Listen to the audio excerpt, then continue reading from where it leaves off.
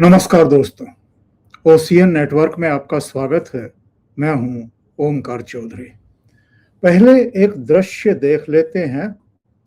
वैसे तो दो विजुअल आए हैं, एक अभिषेक बनर्जी का, जिसमें वो शुरू में तो एक व्हील चेयर पर बैठे हुए दिखाई दे रहे हैं और उसके बाद सीधे स्ट्रेचर पर लेटे हुए दिखाई दे रहे हैं और कुछ लोग उनको कोलकाता के जाने माने हॉस्पिटल में अंदर लेकर के जाते हुए दिखाई दे रहे हैं।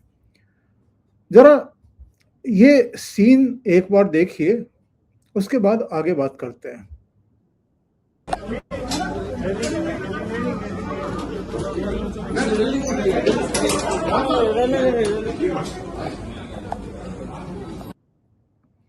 स्ट्रेचर पर लेटा करके अभिषेक बनर्जी को ले जाया जा रहा है।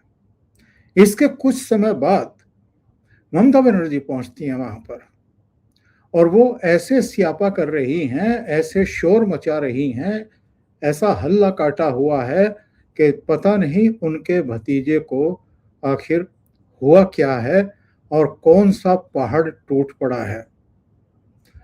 मैं किसी भी तरह की हिंसा, किसी भी तरह की मारपीट के खिलाफ हूं, लेकिन सबसे बड़ा सवाल ये उठ रहा है कि जो आज तक किसी भी स्टेट में नहीं हुआ, किसी भी राज्य में चुनाव हारने के बाद किसी अपोजिशन पार्टी के किसी भी नेता के साथ इस तरीके से मारपीट नहीं हुई, किसी पर अंडे नहीं फेंके गए, टमाटर नहीं फेंके गए, किसी का चश्मा नहीं तोड़ा गया और कोई इस तरीके से अपनी जान बचाकर भागते हुए जमीन पर भी नहीं गिरा।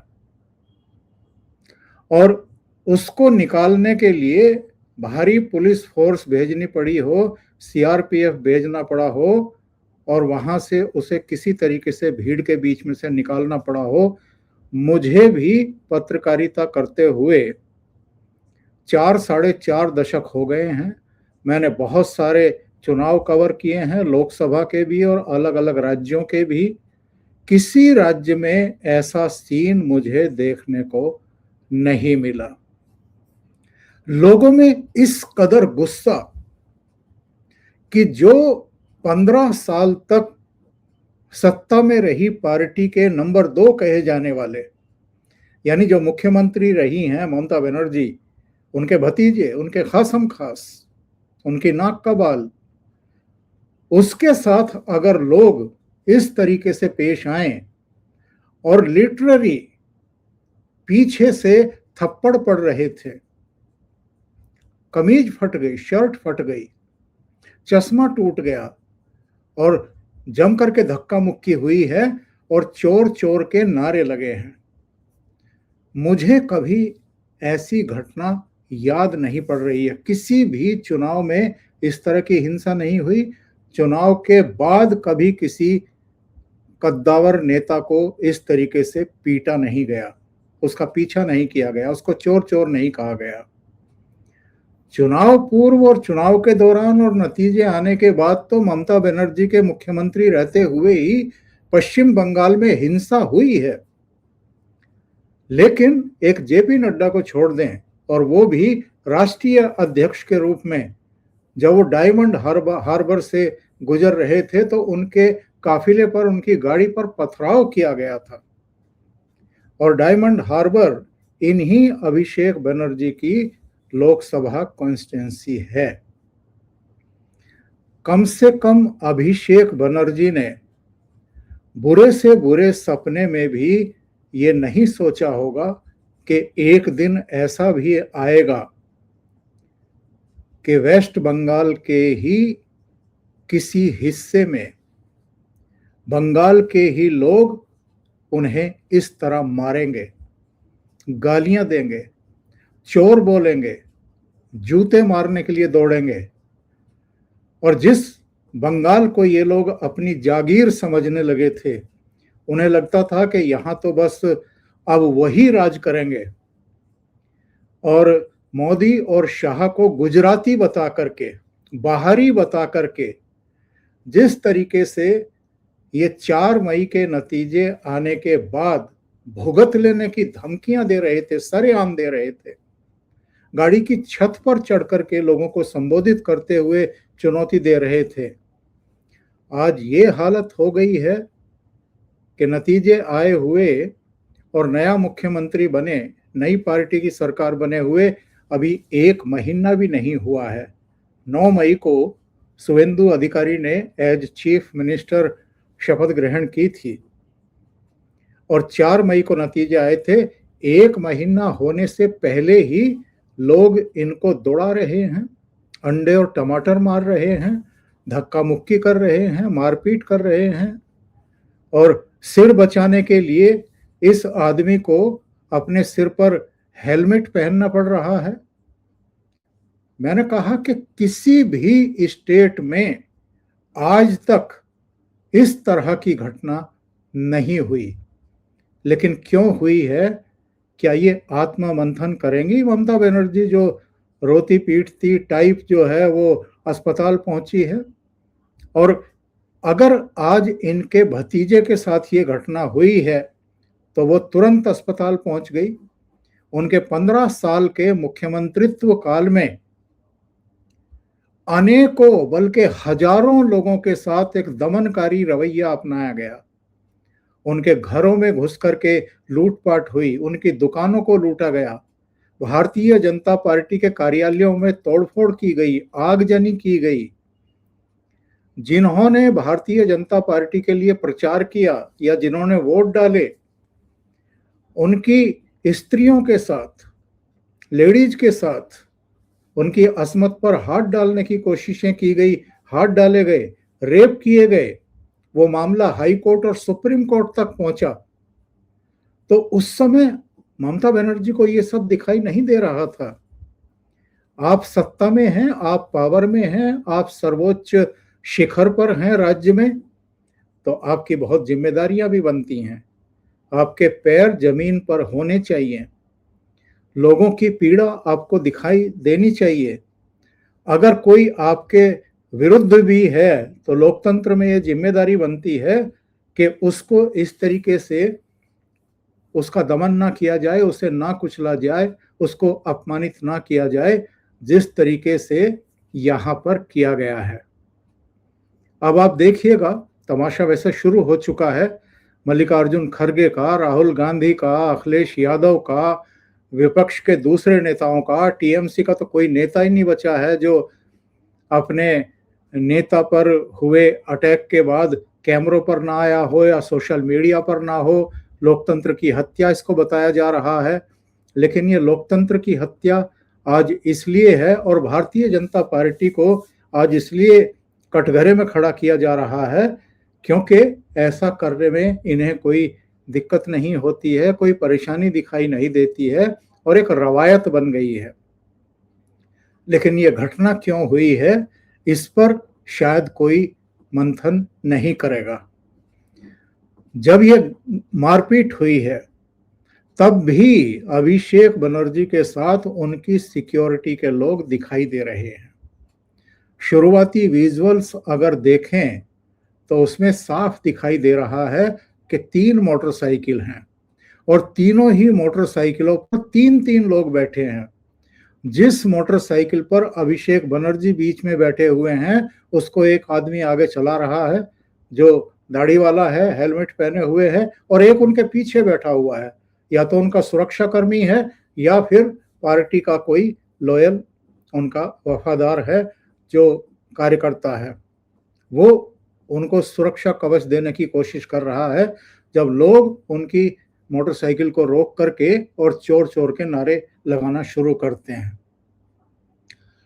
इस तरीके से चोर चोर के नारे आपको लगाए जा रहे हैं, आपको शर्म नहीं आ रही है? धक्का मुक्की हो रही है, अंडे टमाटर फेंके जा रहे हैं, हाय हाय के नारे लगाए जा रहे हैं और इनको लगता है कि आप भारतीय जनता पार्टी का नाम लीजिए कि भारतीय जनता पार्टी द्वारा प्रायोजित ये विरोध प्रदर्शन है और अपना सिर बचा लीजिए, या अतीत में आपने जो कर्मकांड किए हैं उन पर आप पर्दा डाल दीजिए। आपकी जो अलोकप्रियता सिर चढ़ करके बोल रही है उसको दूसरी तरफ डाइवर्ट कर दीजिए, नैरेटिव चेंज कर दीजिए, और लोगों में जो गुस्सा है उसको आप बीजेपी के समर्थकों का नाम दे करके थोड़ा सा, जिसको कहते हैं कि उसकी उसकी तीव्रता को कम करिए और डाइवर्ट कर दीजिए पूरी घटना को जो हुई है। जो वहां के लोगों का बयान आया है, उनका कहना यह है कि जो चुनावी हिंसा में मारा गया है, विश्वजीत नाम बताया गया है, विश्वजीत पटनायक करके है, उसकी छवि अच्छी नहीं थी। वो इस पूरे इलाके में टीएमसी के लिए गुंडागर्दी करता था, मनमानी करता था, छेड़छाड़ के आरोप भी उस पर थे, और वहां के लोगों ने तो यहाँ तक कहा कि वो एक लोकल लड़की को लेकर के भी भागा था।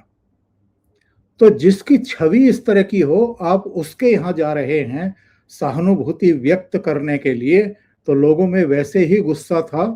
ऊपर से आपकी इस हरकत पर लोग और ज्यादा भड़क गए। अच्छा, यही अभिषेक बनर्जी संदेश खौली की घटना हो, जिसमें शाहजहां को ये बचाते हुए दिखाई दिए, पूरी ताकत लगाई इन्होंने। आरजीकर मेडिकल कॉलेज में जो दोषी थे उनको ही नहीं बचाया इन्होंने, बल्कि वहां पर जो सबूत हो सकते थे, महत्वपूर्ण हो सकते थे, फॉरेंसिक टीम पहुंचने से पहले उन सबूतों को भी नष्ट करवा दिया गया। और जो जो उस मामले को डाइवर्ट करने या उसको सबूतों को नष्ट करवाने के लिए जिम्मेदार माने जाते थे, उन 3 आईपीएस को भी अब सस्पेंड किया जा चुका है शुवेंदु अधिकारी सरकार के द्वारा। तो कई बार जब आप सत्ता में होते हैं तो सत्ता के नशे में ऐसे ऐसे कारनामे कर बैठते हैं कि इसका अंजाम बहुत बुरा भुगतना पड़ता है। और ये कोई छोटी मोटी घटना नहीं है।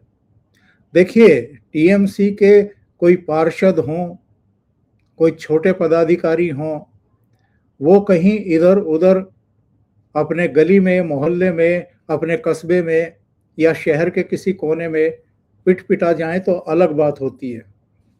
लेकिन टीएमसी में जो 15 साल पावर में रही ममता बनर्जी का भतीजा अगर इस तरीके से लोगों के आक्रोश का, गुस्से का शिकार बन रहा है, तो ये ममता बनर्जी को समझ लेना चाहिए कि उनके प्रति बंगाल की जनता का आक्रोश कहाँ है, जनाक्रोश किस हद तक बढ़ा हुआ है कि आपकी पार्टी को 213-215 सीटों से समेट करके 80 सीटों पर ला दिया, और भारतीय जनता पार्टी जिसकी 77 सीटें थी 2021 के जब नतीजे आए थे, उसको सीधे 208 सीटों पर पहुंचा दिया है। लेकिन क्या वाकई ये इस बारे में सोचते हैं कि लोगों में इस कदर गुस्सा क्यों है? तो इसीलिए मैंने कहा है कि अगर आप सत्ता में हैं तो जनता के बीच में रहना जरूरी है, जनता की पल्स को भांपना, समझना जरूरी है, आपके पैर का जमीन पर रहना बहुत जरूरी है। जब आप सत्ता में होते हैं तो आवाजों को दबाते हैं, कुचलते हैं और हर संभव कोशिश करते हैं, लोगों को कई बार अपमानित भी कर देते हैं, और जो जनमानस होता है, जन भावनाएं होती हैं, उनकी अक्सर अनदेखी की जाती है, जैसे संदेश खाली में और आरजीकर मेडिकल कॉलेज वाले रेप और मर्डर वाले मामले में देखने को मिला है। बहुत सारे सवाल खड़े हो रहे हैं और इस घटना को दूसरा मोड़ तक देने की कोशिश ये लोग कर रहे हैं ताकि चीजों को डाइवर्ट कर सकें। एक घटना मुझे याद आ रही है, जब शिवसेना टूटी थी महाराष्ट्र में, तो एकनाथ शिंदे के नेतृत्व में वो सब विधायक पहले गुजरात के सूरत में इकट्ठा हुए थे और सूरत से फिर वो असम चले गए थे।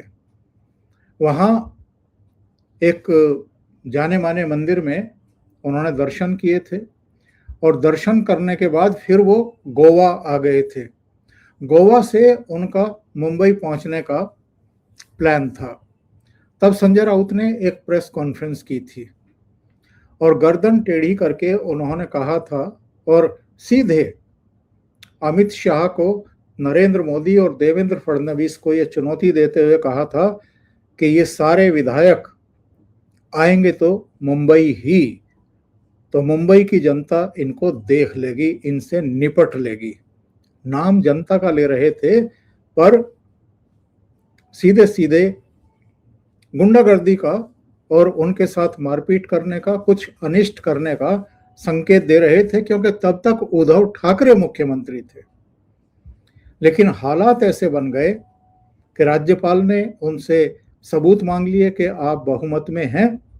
बहुमत उनके पास था नहीं, क्योंकि 40 एमएलए तो साथ लेकर के घूम रहे, 39 एमएलए साथ लेकर के घूम रहे थे, 40वें एमएलए एकनाथ शिंदे थे, तो कहां से बहुमत साबित करते।